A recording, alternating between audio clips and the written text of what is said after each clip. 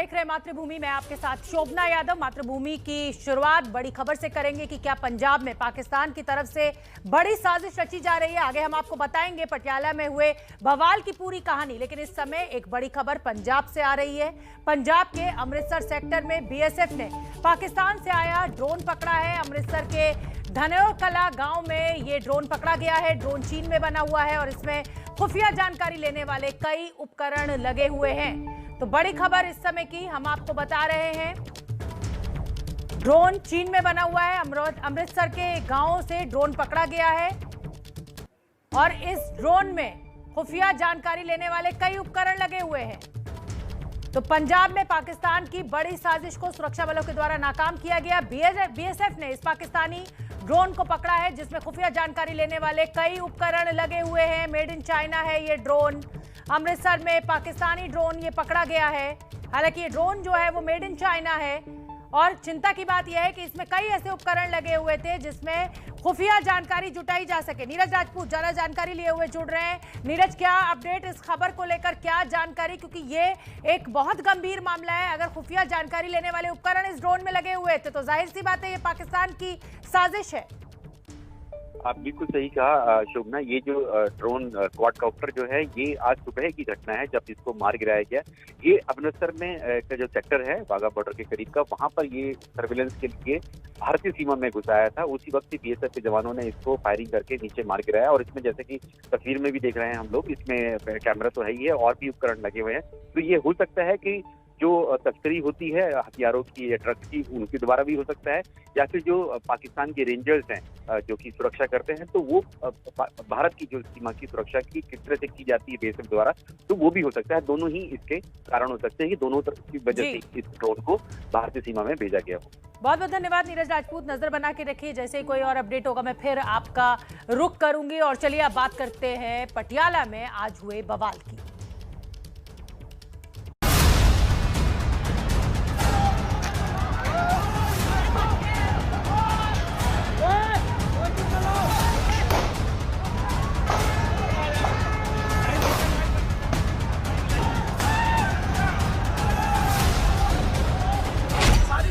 पार्टियों को कहांगा कि रब दे वास्ते ये पंजाब नूं बचाओ, ये पंजाब की अग किते होर ना फैले।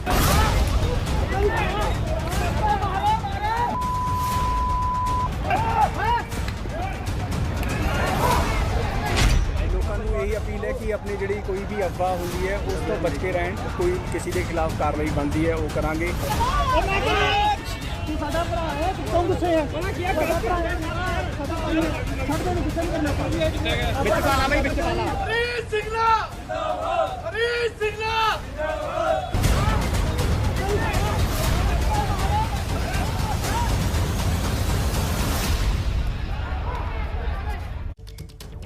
तो बड़ी खबर आज की यही है कि पंजाब के पटियाला में दो समुदायों के बीच हिंसक झड़प हुई।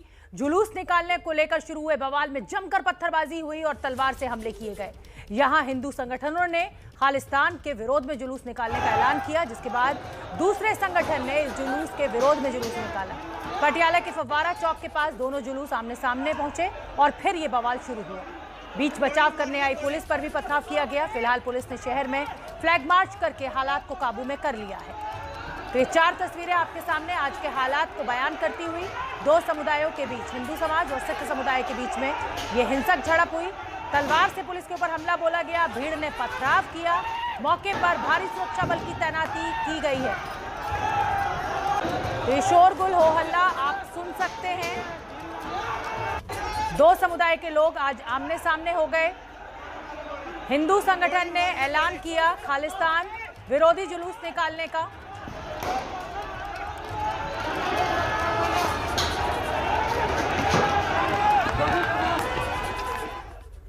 और हम आपको बता दें कि आईजी पटियाला जो है राकेश अग्रवाल, उन्होंने इस घटना के लिए शरारती तत्वों और अफवाहों को जिम्मेदार ठहराया। और क्या कुछ कहा उन्होंने, सुन लेते हैं।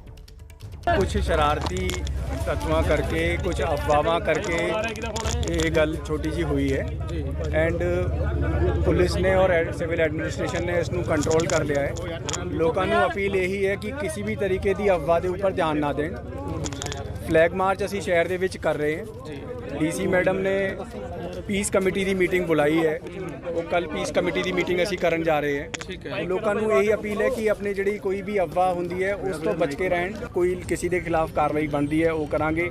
ਜੇ ਕਿਸੇ ਨੇ ਗਲਤੀ ਕੀਤੀ ਹੋਈ ਉਸ ਦੇ ਖਿਲਾਫ ਕਾਰਵਾਈ ਕਰਾਂਗੇ।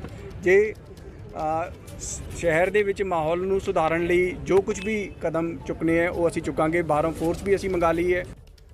तो ये तो आईजी पटियाला जोन को आपने सुना। और पंजाब से आम आदमी पार्टी के राज्यसभा सांसद राघव चड्ढा ने कहा कि हिंसक झड़प दो समुदायों के बीच में नहीं थी बल्कि दो राजनीतिक दलों के बीच का झगड़ा था। ये पहले तो मैं ये साफ कर दूं कि ये जो अनफॉर्चुनेट क्लैशेस वायलेंस की घटना पटियाला में हुई है ये कोई दो समुदाय के बीच में नहीं बल्कि दो पॉलिटिकल पार्टी के वर्कर्स के बीच में, दो राजनीतिक दलों के बीच में ये झगड़ा, ये क्लैशेस आज हुए, वायलेंस हुआ।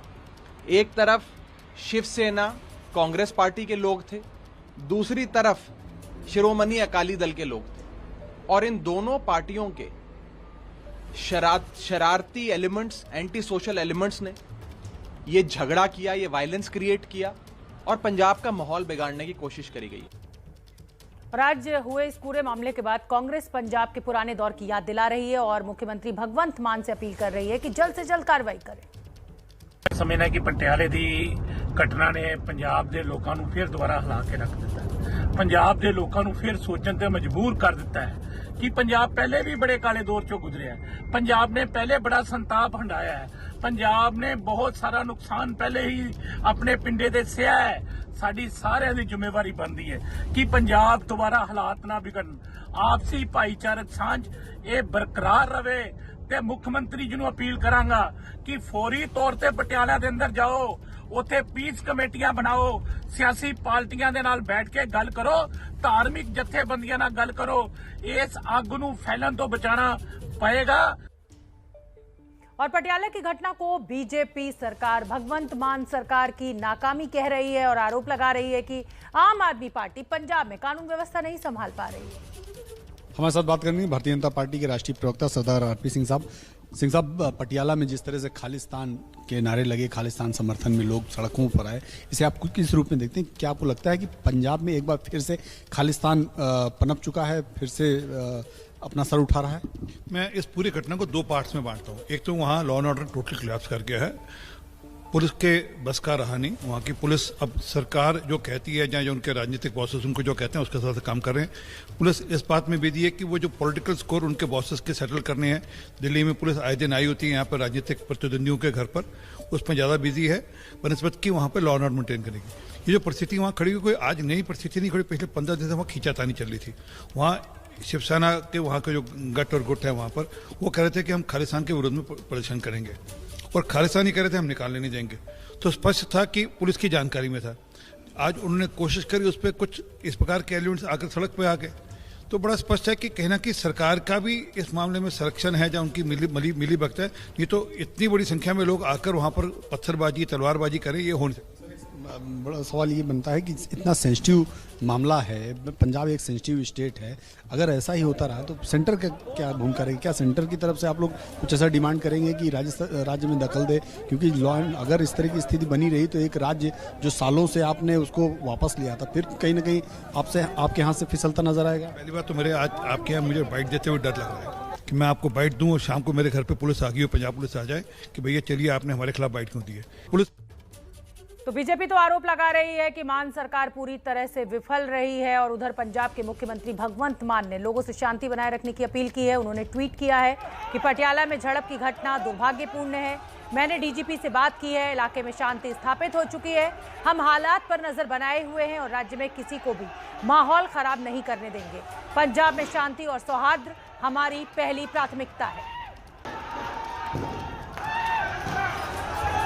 और पटियाला में ग्राउंड जीरो से मेरे संवाददाता अमनदीप सिंह जुड़ रहे हैं। अमनदीप, इस समय के क्या हालात हैं? हालांकि मुख्यमंत्री तो कह रहे हैं अपने ट्वीट में कि पूरी तरह से शांति बहाल हो चुकी है, लेकिन आप जमीन पर मौजूद हैं, क्या है असलियत?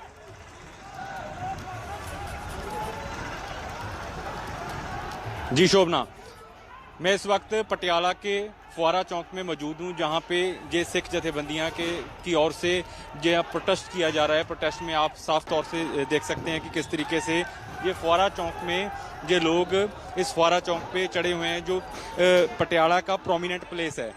तो खास तौर पे यहाँ पे सिख जथेबंदियां इकट्ठी हो चुकी हैं, पुलिस प्रशासन की तरफ से पुख्ता इंतजाम किए जा रहे हैं, पर ये लोग साफ तौर पे कह रहे हैं कि इन्हें इंसाफ चाहिए। जब तक इंसाफ नहीं मिल जाता ये यहाँ पे प्रोटेस्ट पे डटे रहेंगे। पर खास तौर पे इल्जाम इंसाफ के नाम पर ये क्या चाहते हैं, क्या ज्यादती इनके साथ हुई है जो ये इंसाफ की मांग कर रहे हैं? ये कह रहे हैं कि पुलिस प्रशासन की तरफ से इनके साथ अत्याचार किया गया, जिसके कारण इनका एक शख्स जख्मी हुआ है, गोली लगी है उसको, जो अस्पताल में जेरे इलाज है। उसी को लेकर ये कह रहे हैं कि इंसाफ चाहिए। दूसरे संगठन की तरफ से इनके इल्जाम हैं कि पथराव किया गया। इन्होंने कहा कि पुलिस ने भी रोकने की कोशिश नहीं की, जिस कारण ये लोग यहाँ पे डटे हुए हैं। हालांकि इनके तरफ से बातचीत पुलिस और सिविल प्रशासन से भी की जा रही है, ताजो किसी भी समस्या के बहुत धन्यवाद अमनदीप। आप हालात पर नजर बना के रखिए। तो हालात अभी भी तनावपूर्ण है। पुलिस से शिकायत है इन जत्थेदारों को कि उनको इंसाफ नहीं मिल रहा है, और जब तक इंसाफ नहीं मिलेगा वो यहीं जमे रहेंगे। छोटा सा ब्रेक, फौरन लौट रहे हैं, आप देखते रहिए।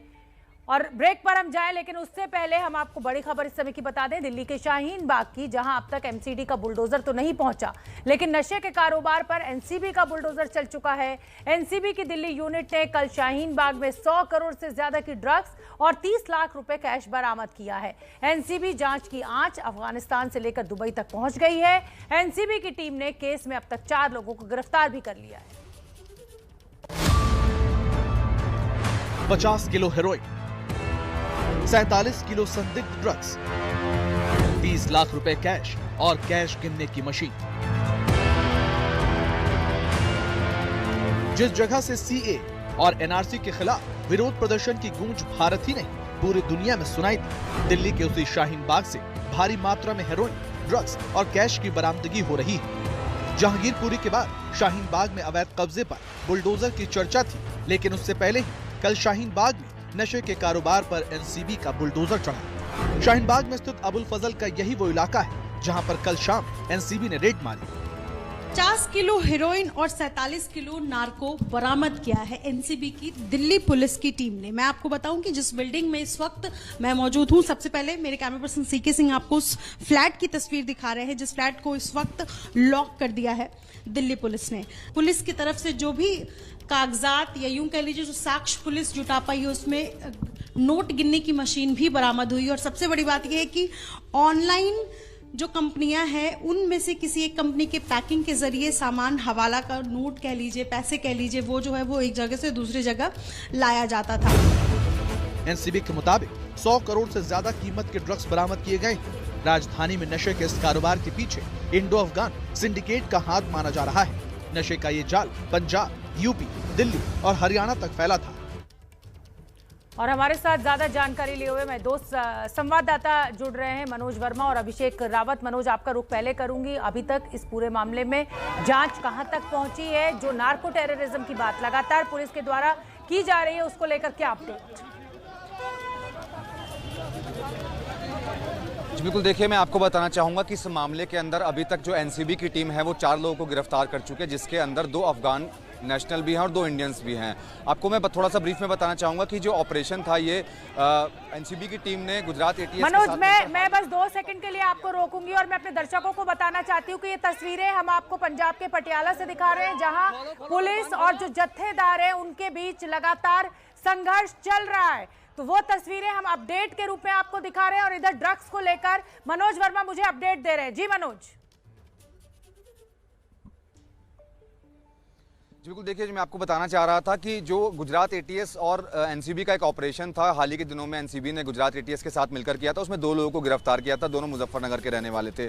उनसे जब इन्वेस्टिगेशन की, उनसे जब पूछताछ की गई तो उन्होंने बताया कि दिल्ली के शाहीन बाग इलाके में एक बहुत बड़ी ड्रग्स की खेप है वो रखी हुई है। इसके बाद कल एनसीबी की टीम ने शाहीन बाग इलाके में छापेमारी की और वहाँ से एक शख्स को गिरफ्तार किया और 50 किलो हेरोइन वहाँ से बरामद की। इसके अलावा 45 किलो दूसरी ड्रग्स बरामद की, 30 लाख रुपए कैश बरामद किए। जब उस शख्स से पूछताछ की गई तो उससे पूछताछ में 3 लोगों को और गिरफ्तार किया गया, जिसमें 2 अफगान के रहने वाले हैं, इसके अलावा एक और इंडियन नेशनल है। लगातार इन्वेस्टिगेशन जारी है। नार्को टेररिज्म की अगर बात करें तो इस पर भी इन्वेस्टिगेशन लगातार एनसीबी की चल रही है। एनसीबी का साफ तौर पर यह कहना है कि अभी देश के अलग अलग इलाकों में इस ऑपरेशन को लेकर के छापेमारी लगातार चल रही है और गिरफ्तारियां इसमें होना अभी बाकी है।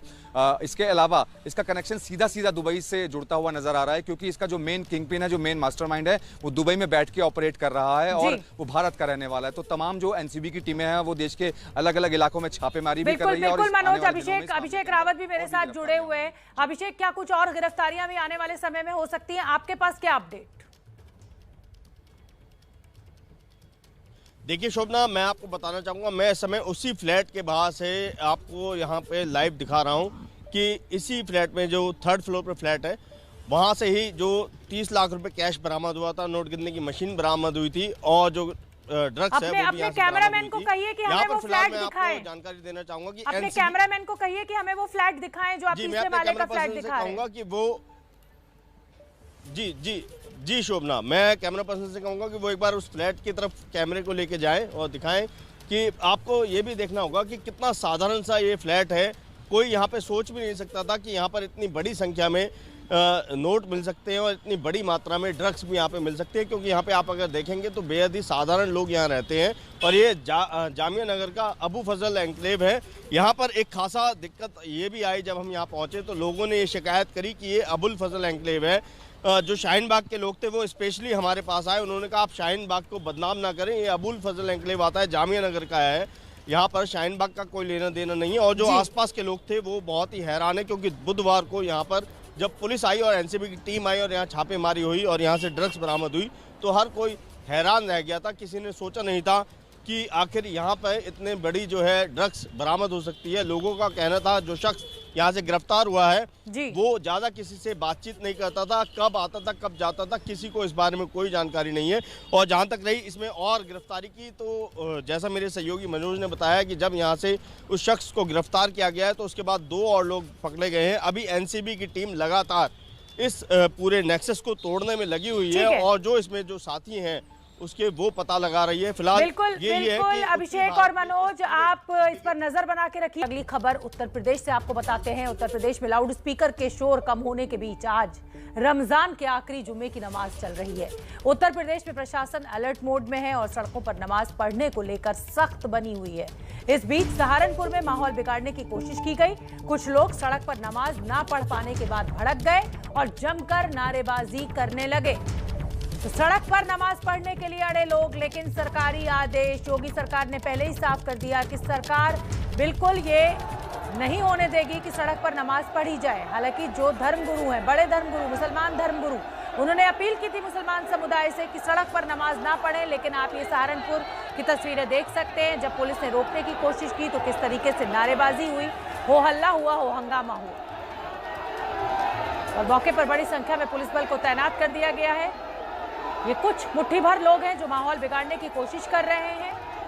ईद से पहले ये आखिरी जुम्मा है रमजान का, अलविदा की नमाज का वक्त था जिस समय यह हंगामा हुआ। सामान्य स्थिति शांत है, सामान्य है, किसी भी प्रकार का कोई विवाद नहीं हुआ है। यहाँ पर जिलाधिकारी महोदय, मैं और सभी प्रशासनिक अफसर मौजूद हैं तथा लोगों से बात कर रहे हैं। लॉ एंड ऑर्डर की स्थिति खूब सामान्य है। और हमारे साथ इसी पर ज्यादा जानकारी लिए हुए मेरे सहयोगी रणबीर जुड़ रहे हैं। रणबीर, एक तो मैं जानना चाहूंगी कि ये जो हो हल्ला, हो हंगामा हुआ था, क्या इस पर काबू पा लिया गया है? अब स्थिति कैसी है वहां पर? और दूसरा सवाल ये कि जब ये आदेश था कि सड़क पर नमाज नहीं पढ़ी जाएगी, मुसलमान धर्मगुरुओं ने भी अपील की थी कि भाई सड़क पर नमाज ना पढ़िए, उसके बाद ये तो वो तत्व है ना जो माहौल को खराब करना चाहते हैं, शरारती तत्व। निश्चित तौर पे शरारती तत्व ही ऐसा कर सकते हैं। जैसा आपने कहा हालात कैसे हैं, तो मैं आपको बताऊं कि हालात अभी फिलहाल बिल्कुल सामान्य हैं और थोड़ी देर के लिए नारेबाजी हुई थी, लोग आक्रोशित हुए थे, लेकिन उसके बाद प्रशासन ने बातचीत की और जो भी लोग नमाज पढ़ के निकले वो सब वापस लौट गए, तो हालात सामान्य हैं। दूसरा सवाल ये कि ये कौन लोग हैं जो प्रशासन और धर्मगुरुओं के कहने के बाद भी आते हैं? तो देखिए, बहुत सारी भीड़ में बहुत थोड़े से लोग होते हैं, लेकिन वो जानते हैं कि हमारे थोड़ी सी नारेबाजी से, उकसावे से माहौल बिगड़ सकता है और ये सारे लोग ही माहौल बिगाड़ने की कोशिश करते हैं। लेकिन समझदार लोगों की कमी नहीं थी, इसी वजह से जो हालात थे वो और तुरंत काबू में भी पा लिए गए और उसके बाद सब लोग अपने अपने घर लौट गए। जी बहुत बहुत धन्यवाद रणवीर इस पूरी जानकारी के लिए। तो चंद मुट्ठी भर लोग जो माहौल खराब करने की कोशिश करते हैं, योगी सरकार की सख्ती, ऐसे किसी भी व्यक्ति को बर्दाश्त नहीं किया जाएगा। आगे बढ़ते हैं उत्तराखंड से। अगली खबर, धामी सरकार की वापसी के बाद उत्तराखंड में यूनिफॉर्म सिविल कोड का शोर तेज है। यूसीसी पर कमेटी का काम भी जारी है, लेकिन इस बीच उत्तराखंड पुलिस एक्शन में नजर आ रही है। राज्य में वेरिफिकेशन का काम जोर शोर से चल रहा है। क्या है ये पूरा मामला, हमारी ये रिपोर्ट देखिए। तस्वीरें उत्तराखंड के हरिद्वार की हैं, जहां पुलिस का दस्ता कागजों के साथ हर घर पर दस्तक दे रहा है। सवाल जवाब की कार्रवाई जारी है और ऐसी ही तस्वीरें उत्तराखंड के सभी 13 जिलों से आ रही हैं। उत्तराखंड पुलिस ने राज्य में वेरिफिकेशन ड्राइव शुरू की है, जिसके तहत पुलिस खुद डोर टू डोर पहुंचकर लोगों के डॉक्यूमेंट चेक कर वेरिफिकेशन कर रही है। मेरे पीछे देख सकते हैं कि जो अलग अलग जगहों पर जाकर जो यहाँ पर पुलिस वेरिफिकेशन कर रही है, डोर टू डोर जो लोगों से जो उनसे पता किया जा रहा है कि वो कहाँ से आए हैं, कि उनके पिछले 10 साल में कहाँ रहते थे, उनके पास प्रॉपर डॉक्यूमेंट हैं या नहीं है, या अवैध तरीके से रह रहे हैं। पूरे के पूरे 13 जिलों में ये ड्राइव चल रही है। उत्तराखंड में लोगों के वेरिफिकेशन की शुरुआत साधु संतों की मांग के बाद शुरू हुई, जब उन्होंने 4 धामों में कारोबार करने वाले लोगों के वेरिफिकेशन की मांग की। अपना देखो, बद्रीनाथ केदारनाथ 4 धाम पवित्र स्थान है, वहाँ पे अपना अरे भाई जो है स्टाफ अपना हिंदू भी तो हैं, लेकिन गैर हिंदू बहुत जाने लगे थे और फिर जाकर के कुछ कमियां देखी उन लोगों की, इसलिए ये ऐसा हमने जो मांग रखी थी। साधु संतों की मांग पर खुद सीएम पुष्कर धामी ने संज्ञान लिया। सरकार अपने स्तर से भी इस पर ड्राइव चलाएगी और हम कोशिश करेंगे कि जिन लोगों के यहाँ पर ठीक प्रकार से वेरिफिकेशन नहीं है, उनके भी वेरिफिकेशन हो। कोई इस प्रकार के व्यक्ति उत्तराखंड के अंदर ना आए जिनके कारण से यहाँ पर स्थिति खराब हो। मुख्यमंत्री पुष्कर धामी के ऐलान के बाद जमीन पर एक्शन भी दिखने लगा। सभी जिलों में पुलिस मुस्तैदी से वेरिफिकेशन ड्राइव में जुटी, तो विपक्ष ने वेरिफिकेशन ड्राइव को धर्म विशेष पर निशाना बनाने की कोशिश बताया है। जो मकसद बताया गया है, आप एक किसी कम्युनिटी विशेष को टारगेट करके या उसके बात को ध्यान में रख करके इस तरीके का वेरिफिकेशन करवाएंगे तो इससे अनावश्यक तनाव पैदा होता है। हालांकि पुलिस विपक्ष के इन दावों को खारिज कर रही है। एलिगेशन लगाना निराधार है, उसका कोई बेसिस नहीं है, क्योंकि हम लोग जो भी बाहर से आए सबके लिए लागू है, कोई किसी समुदाय विशेष, वर्ग विशेष, जाति विशेष के लिए नहीं है। उत्तराखंड में वेरिफिकेशन की प्रक्रिया को यूनिफॉर्म सिविल कोड की तरफ बढ़ते कदम की तरह देखा जा रहा है, जिसका बिगुल गृह मंत्री अमित शाह बजा चुके हैं। बीजेपी ने उत्तराखंड को पायलट प्रोजेक्ट के तौर पर चुना है।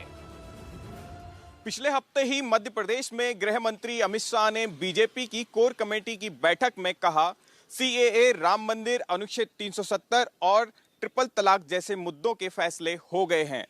अब यूनिफॉर्म सिविल कोड की बारी है। क्या उत्तराखंड में इसे लागू करके टेस्ट करने की तैयारी है? गृह मंत्री ने ऐलान मध्य प्रदेश में किया तो उत्तराखंड में भी तैयारियां पूरी हैं। धामी सरकार यूनिफॉर्म सिविल कोड के लिए कमेटी बना चुकी है। उत्तराखंड राज्य के लिए यूनिफॉर्म सिविल कोड का ड्राफ्ट तैयार करेगी। इस यूनिफॉर्म सिविल कोड का दायरा विवाह, तलाक, जमीन जायदाद और उत्तराधिकार जैसे विषयों पर सभी नागरिकों के लिए समान कानून, चाहे वो किसी भी धर्म में विश्वास रखते हों, होगा। बीजेपी ने 1989 के घोषणा पत्र में पहली बार यूनिफॉर्म सिविल कोड का वादा किया था। बीजेपी राम मंदिर बनाने और अनुच्छेद 370 खत्म करने का वादा पूरा कर चुकी है और अब उत्तराखंड की सियासत से जो खबरें आ रही हैं, उससे लग रहा है कि बीजेपी यूनिफॉर्म सिविल कोड की तरफ काफी बढ़ चुकी है। जुल्म के जरिए मिटाने की कोशिश की जा रही है, मगर या रसूलुल्लाह सल्लल्लाहु अलैहि वसल्लम, हम आपके उम्मती हैं, हम खबीब बिन अदी के गुलामों के गुलाम हैं। हम सब्र करेंगे, मैदान नहीं छोड़ेंगे, कमर कसेंगे, अल्लाह से डरकर सिर्फ इन लोगों से मुकाबला करेंगे। मेरे अजीज दोस्तों और बुजुर्गों, खबीब बिन अदी को जब फांसी दे दी गई तो खबीब बिन अदी ने अपने चेहरे को किबले की तरफ कर लिया। तो असदुद्दीन ओवैसी का ये एक नया भावुक रूप आज देखने को मिला, क्योंकि हमेशा असदुद्दीन ओवैसी आक्रामक रूप में ही नजर आते हैं मीडिया के सामने।